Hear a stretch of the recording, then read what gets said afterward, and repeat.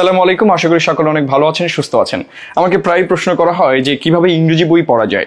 আমরা যারা বিগিনার লেভেলের রিডার আছি তারা ইংরেজি বই পড়ার ক্ষেত্রে কি করেন, 2-4 পাতা পড়ার পরই তার আগ্রহ চলে যায়। কারণটা কি? কারণ হচ্ছে আমরা ইংরেজি বইয়ের ভিতরে ভোকাবুলারি শিখতে যাই। আমাদের যখন নতুন কোনো একটা নতুন শব্দ হাজির হয় আমরা ডিকশনারি নিয়ে বসে পড়ি, আমরা গ্রামার নিয়ে বসে পড়ি যে এটা কিভাবে এমন হলো। ফলে আমরা 2-4 পাতা পড়ার পরই আমাদের আগ্রহটা চলে যায়। কিন্তু একটা বইয়ের সব থেকে প্রধান আকর্ষণ কি থাকে সেটা হচ্ছে তার আইডিয়া। নন ফিকশনের ক্ষেত্রে আইডিয়া এবং ফিকশনের ক্ষেত্রে কি থাকে, তার স্টোরিটা। একটা সিনেমার কথা চিন্তা করেন, একটা সিনেমার প্রত্যেকটা ডায়লগকে আপনি ফিলোসফিক্যাল ব্যাখ্যা করেন, প্রত্যেকটা ডায়লগই আপনি বোঝার চেষ্টা করেন। সব ডায়লগে কিন্তু আপনি বোঝার চেষ্টা করেন না, বরং আপনি পুরা সিনেমার যে কাহিনী সেটার দিকেই ফোকাস করেন। ফলে আমরা যখন একটা বই পড়ি আমাদের ফোকাসটা থাকা উচিত ওই স্টোরিটার দিকে। আপনি স্টোরিটা বুঝতে পারতেছেন কিনা, নায়কের সাথে কি হচ্ছে, নায়িকার সাথে কি হচ্ছে, কোথায় কি হচ্ছে, পুরা ব্যাপারটা আপনি আস্তে আস্তে ধরতে পারতেছেন কিনা। ফলে কি হয়, ধরেন আপনার একটা বইয়ের 2-4 লাইন আপনি বুঝতে পারবেন না, 2-4টে ভোকাবুলারি আপনি জানলেন না, তাতে কিন্তু বই পড়াটা বন্ধ থাকবে না।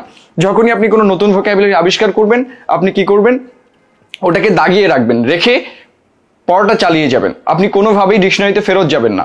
আপনি গল্পটা বোঝার চেষ্টা করবেন যে আপনার এই বইটা পড়ে যে আন্ডারস্ট্যান্ডিং হওয়া দরকার, গল্পটা বুঝতে পারা দরকার, সেটা আপনি বুঝতে পারতেছেন কিনা। দেখবেন যে আপনি গল্প অনায়াসে বুঝতে পারতেছেন। 2-4টা ভোকাবুলারি না জানলেও কিন্তু কোনো সমস্যা নেই। তাহলে আমরা ভোকাবুলারিটা কিভাবে কভার করব? আমরা ধরেন 4টা চ্যাপ্টার পড়লাম বা 2টা চ্যাপ্টার পড়ার পরে তারপর আমরা একটা ডিকশনারি খুলবো, ওই চ্যাপ্টারের ভোকাবুলারিগুলো এবার আমরা লিখে ফেলবো যে এইটার মিনিং এরকম হতে পারে, সো এইটা পরে আমার কাজে লাগবে। বা বইটা আপনি 2বার পড়তে পারেন। প্রথমবারে আপনি ভোকাবুলারি ছাড়াই পড়বেন, পড়ার পরে আপনি আন্ডারলাইন করবেন যে কোন ভোকাবুলারিগুলো আপনার জানা দরকার, পরে ওই ভোকাবুলারি মিনিংগুলো দেখে নিয়ে তারপর আবার বইটা পড়তে হবে। এইভাবে যদি আপনি 10টা কিংবা 15টা বই পড়েন তাহলে দেখবেন যে আস্তে আস্তে আপনার ভোকাবুলারিটা ডেভেলপমেন্ট হচ্ছে, আপনার আলাদা করে ভোকাবুলারি দেখা লাগছে না। এটার আরো একটা উপায় আছে। ধরেন আপনি একটা কঠিন বই পড়বেন, আপনার কাছে মনে হয় যে আপনার সাবজেক্টের বাইরে এবং এর ভোকাবুলারিগুলো বেশ কঠিন, আমরা যেটাকে বলি জার্গন, এটা দিয়ে পূর্ণ করা। তাহলে আপনি কি করবেন, ধরেন এই বইটার প্রথম 20 পাতা আপনি স্কিমিং করবেন। স্কিমিং মানে হচ্ছে চোখ দিয়ে দেখে যাওয়া, যে এর মধ্যে কোন কোন ভোকাবুলারি আমি জানতেছি না। আপনি কখনোই এটার মিনিং দেখার চেষ্টা করবেন না, এটা বোঝারও দরকার নেই। দেখবেন যে এইটার এই ভোকাবুলারিটা আমার কাছে আননোন, তাহলে ওইটাকে মার্কিং করবেন, করে আপনার মোবাইলে যে অ্যাপ আছে ডিকশনারি অ্যাপ, সেখান থেকে এটার মিনিং এখানে লিখে ফেলবেন। লেখার পরে কি করবেন, এইবার পড়াটা শুরু করবেন। তো ওই 20 পাতা আপনি আগে ভোকাবুলারিটা ডিটেক্ট করে নেবেন, নেয়ার পরে এটা পড়ে ফেলবেন।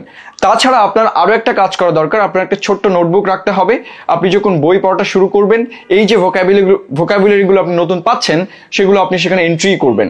ফলে দেখবেন যে রেগুলার এরকম করতে করতে আপনার আসলে ভোকাবুলারিটা তো ডেভেলপমেন্ট হয়েছেই, বই পড়াটাও এগিয়ে যাচ্ছে। থ্যাংক ইউ, দেখা হবে অন্য কোনো ভিডিওতে।